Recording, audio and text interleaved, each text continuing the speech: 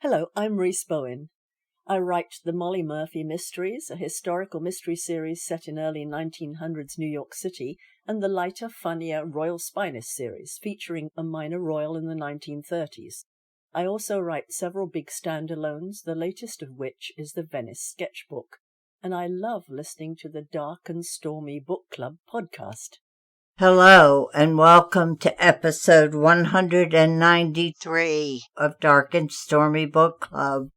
Today we enter the world of true crime. Enjoy. I'm Ann Dark. I'm Tracy Stormy. And I'm Kathy Knight. And together we are It Was a Dark and Stormy Book Club, a podcast for mystery lovers. Welcome.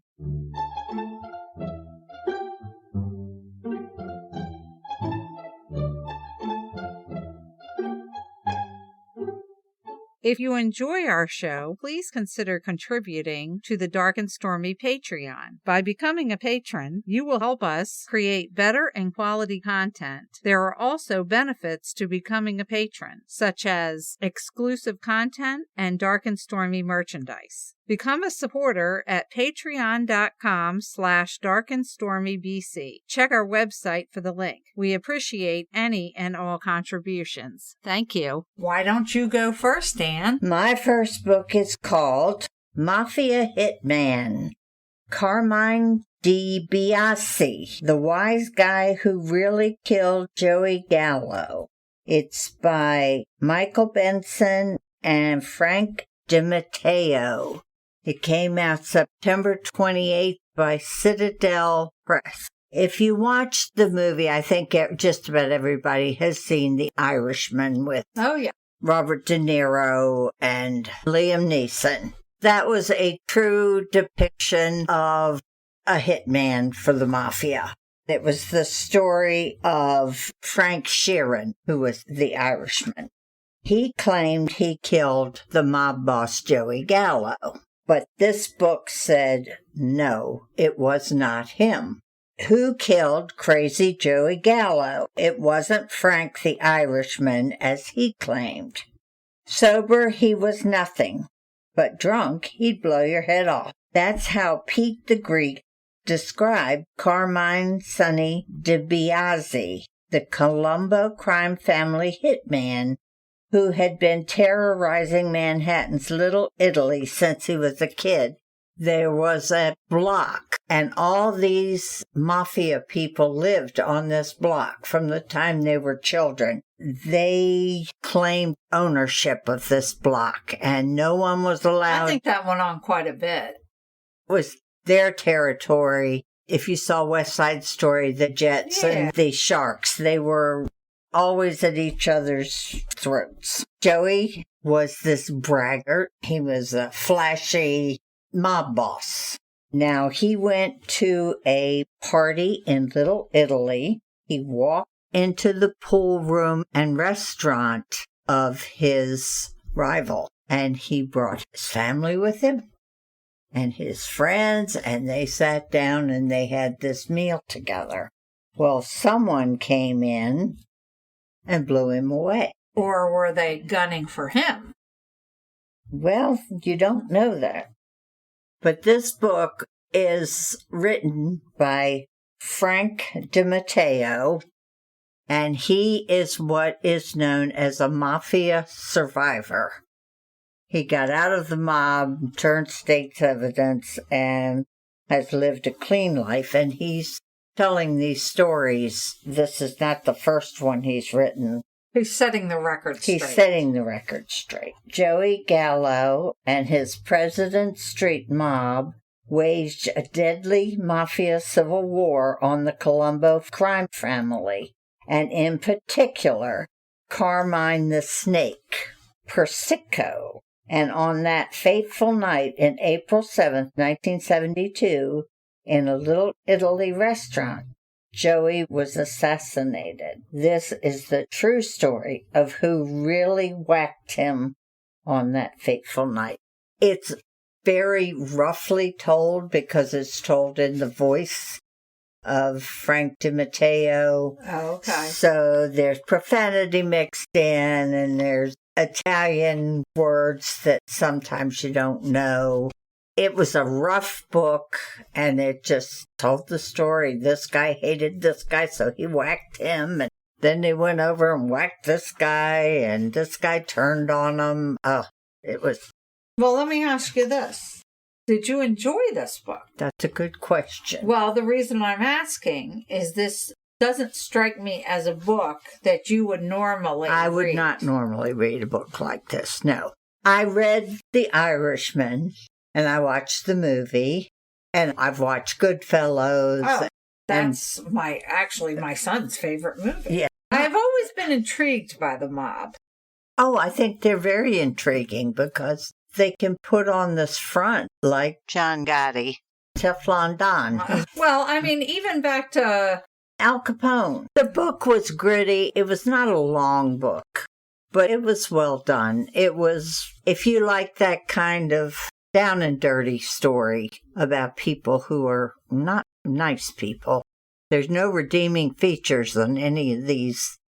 The author is very unapologetic. He killed people because that's what he was supposed to do, so he did it. Would I recommend it? If you like that kind of book, you'll like this one. You didn't not like it because of the writing or the style of the book. It was more just not your cup of tea. It's just not my cup of tea. I had a true crime to read. Yep. And I had to fill in that gap, so I did. You filled the assignment. Would I read another one? I don't think so.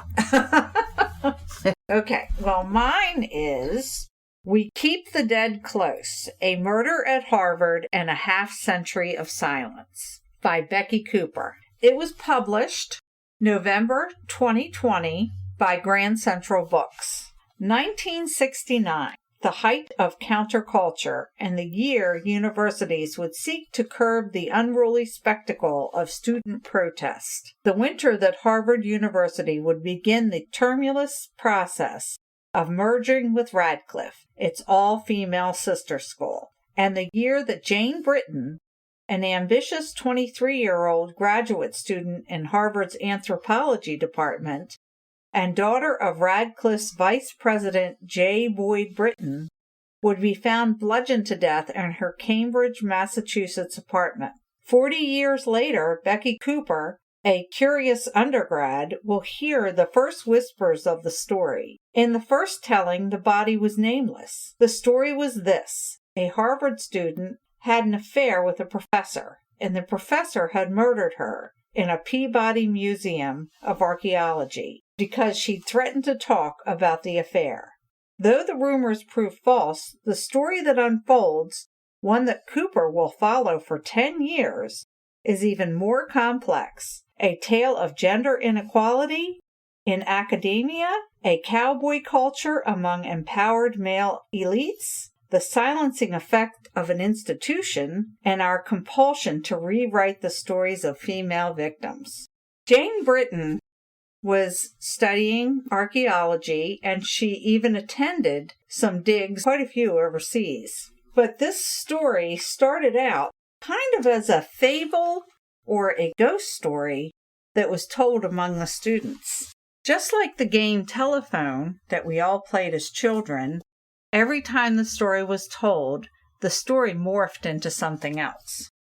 But the true story is, when her body was found, she had been sexually assaulted and bludgeoned to death. She was covered in fur blankets, and the killer had thrown red ochre on her body.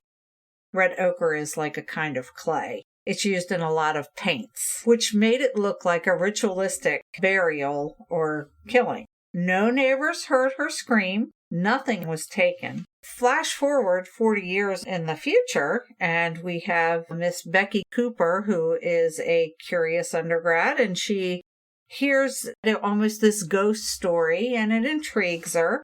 So she starts poking around.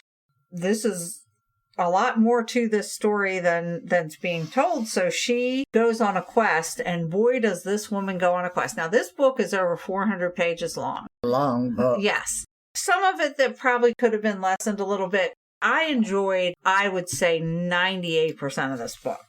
She had a boyfriend named Jim Humphreys. He quickly became a suspect, as usually the one closest to you usually do. Their main focus was on Carl Lambert Kolosky.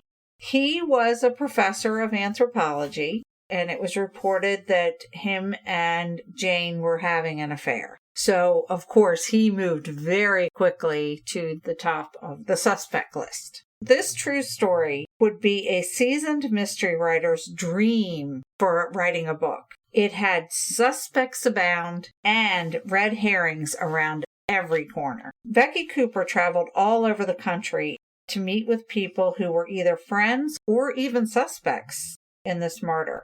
She was laser focused on every aspect of the case. Other than the mystery itself, Becky really goes in depth on what it would have been like to be a female attending a university back then. Jane fought very hard to break through the male glass ceiling.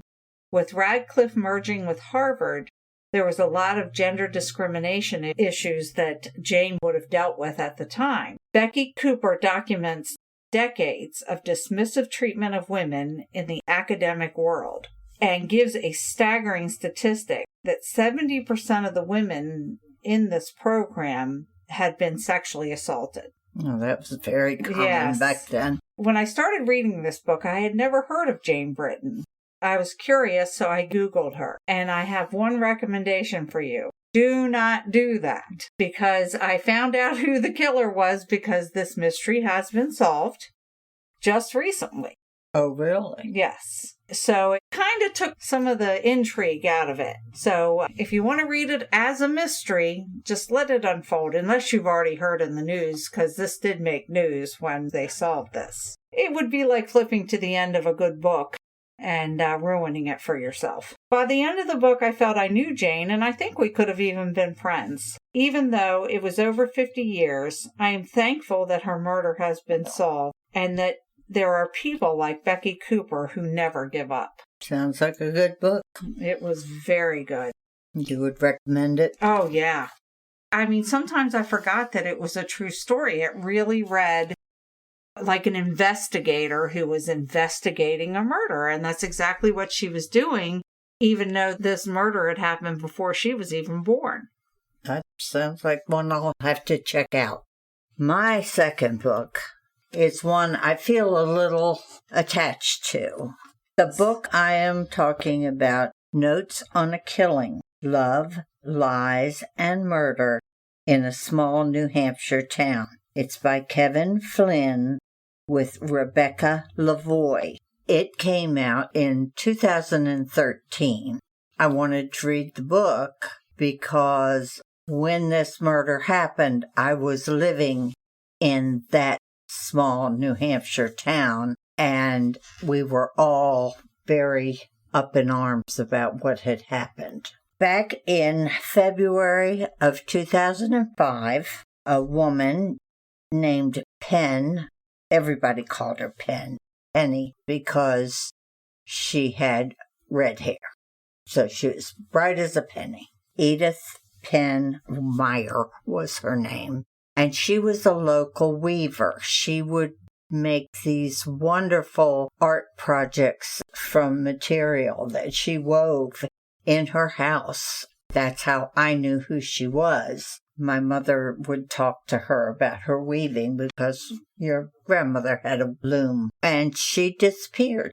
But the day she disappeared, she called her best friend, Sandy. Well, she picks up the phone, and it's Penn Meyer. And Penn said, I want you to go to the courthouse and take off the restraining order that you have against Ken, and I want you to come and live with him in my house. What? Penn Myers had helped this Sandy to get away from a man that she was having an affair with. And then she found out he was married and still with his wife. As you do. As you do. Penn Meyer helped her get up the nerve to get a restraining order, to go to court and tell the judge she was afraid of him. She did not want to be with this man, and he kept coming to her house, calling her, making a nuisance of himself. When